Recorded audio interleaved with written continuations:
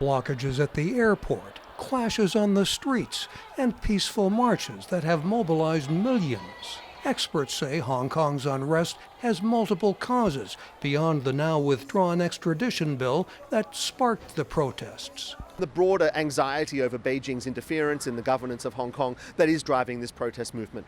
And then the second thing is this very fact that the government is leaving the police to try and treat as a law and order issue what is essentially a political issue.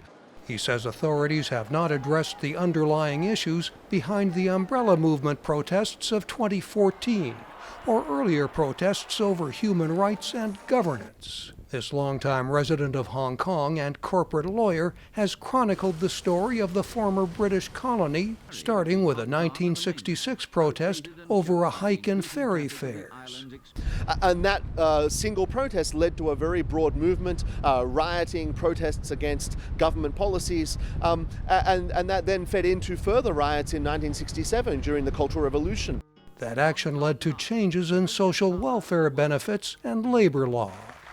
The 1997 handover to Beijing guaranteed continued human rights under one country, two systems. But frustration with Beijing's interference has simmered and led to a kind of direct democracy.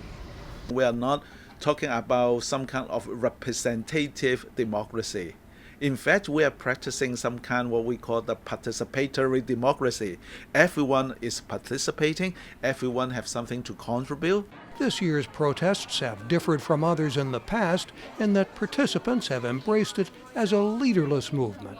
Another local analyst says the situation reflects how protesters are a permanent part of Hong Kong's political landscape. Anytime there's a major issue and then we come out to protest.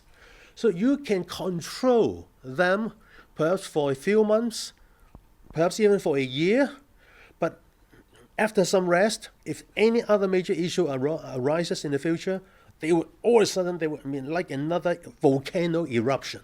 Professor Lowe says such ongoing protests are something Beijing, which allows no public dissent in mainland China, may have to come to terms with.